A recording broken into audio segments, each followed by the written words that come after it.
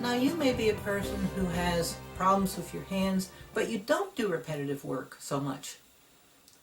But you may be gripping things, could be a bicycle, motorcycle, jackhammer, lawn equipment, whatever. You could be gripping weights, or, well, just about anything. Be a rock climber, doing a lot of gripping with your hands, whatever. And your forearms get tight.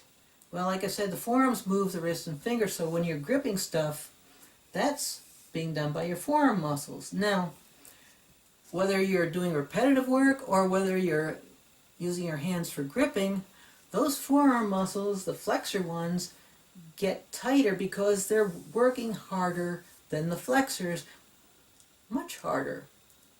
And gradually, usually gradually, it builds up so that these muscles get tighter and shorter because muscle fibers can get stuck together. Those are what we call knots. You get muscle fibers, or muscle cells rather, stuck in contraction, and they're not in spasm, they're just plain stuck. And all that shortens your forearm muscle. And when a forearm muscle is shortened, first of all, it can't perform at its full potential, so a shortened muscle is weaker. And it also affects the muscles on the other side, because it's imbalance. These get pulled more and these get stretched more, so these get kind of stuck that way. So this tightening pulls on the tendons. It's going to make them shorter and thicker because they're being pulled on. And these muscles, the forearm muscles, also pull on your wrist, so they're pulling the carpal tunnel forward. And when the carpal tunnel is pulled forward, guess what? There's less room in the carpal tunnel. So just about everybody who has carpal tunnel problems, and they're true carpal tunnel problems and not caused by somewhere else, they've got tight forearm muscles. It's about impossible not to. So it's important to loosen the forearm muscles up if you're doing anything with your hands, whether it's gripping or squeezing or repetitive work. And let me just say something quick about weights. If you're doing weights, a lot of people, when they're like doing bicep curls, they're squeezing their fist. Or they're using other weights, they're squeezing that fist to grip the bar.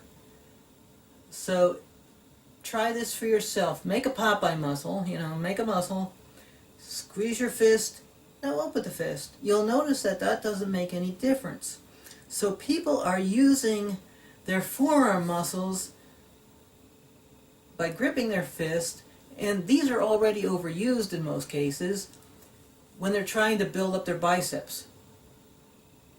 A lot of machines, you can use straps to do many different types of things without having to grip the overused forearms, because that causes a lot of problems. And a lot of people, when they do one activity that causes tight muscles, say play guitar, whatever, and they add another activity that adds more tightness to the other activity, suddenly they've got problems. Well, the other problem was building up, and now they've got another activity on top of it that causes forearm problems, and it seems to come out of the blue for them. Well, it doesn't come out of the blue. There's always a reason for things. Another thing that doctors use is cortisone shots. And cortisone is a very powerful anti-inflammatory. And it does work. The problem is it doesn't last. It might come back, your problem might come back in 2 months, or might come back in 2 years.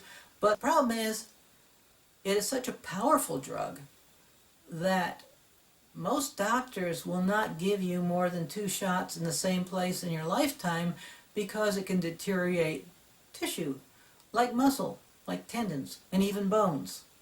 Yeah, there's no reversal to that whatsoever. So be very careful with that. Another thing they recommend is night splints. And night splints actually do help you sleep because what they do is they keep that carpal tunnel open, and it keeps your hand from flopping around when you're sleeping. And it's a good thing, but it's not healing anything. If the splint is helping you to sleep, that's an indication that it's a forearm problem. A lot of the programs about carpal tunnel surgery just focus on the carpal tunnel, and they mostly give stretches. For example, this stretch, you hold your hand down, that opens up the carpal tunnel. But the problem with stretches, and I get a lot of stretches too, but the problem with stretches as opposed to direct massage, and my techniques are primarily massage techniques, but it's not like namby-pamby massage. And, you know, people go, massage, you know, that doesn't do any good. Well, it has to be very specific massage for specific reason. You know, just a slide and glide, you know, spa massage is not going to do you diddly good. You know, it might feel good, but it's not going to be too helpful. But the problem with stretches is they take usually a long time to work. Why? Because they take a lot of persistence. When you stretch a muscle, the parts of the muscle that stretch easily are going to stretch better. The parts of the muscle that you want to get at, the ones that have adhesions stuck together, where muscle fibers are stuck together, or the muscle cells are stuck in contraction, and there can be quite a few of them clustered together, those don't want to stretch.